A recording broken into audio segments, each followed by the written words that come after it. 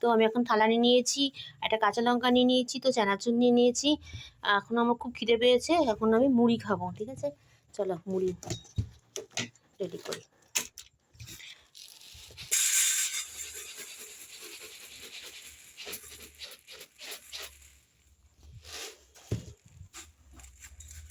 তো আমি কে কে আমার মতো ঘরোয়া পদ্ধতিতে খাও, হ্যাঁ, বেশি এলাই ব্যাপার না, মোটামুটি ঠিক আছে।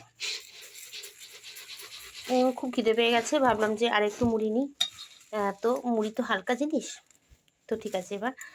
তো চলো, তো দুপুরবেলা আমি তরকারি করেছিলাম, তরকারি দিয়ে ওই আলুটা দিয়ে এখন মুড়িটা মাখবো। যেহেতু আমি আর এক্সট্রা আলু সেদ্ধ করিনি, আমি একটু বেশি করে তরকারি করেছিলাম, তো আমার তরকারি রয়েছে। দেখো আমি ডিমের তরকারি করেছিলাম, তো ওখান থেকে দুটো আলু আমি নিয়ে নেবো।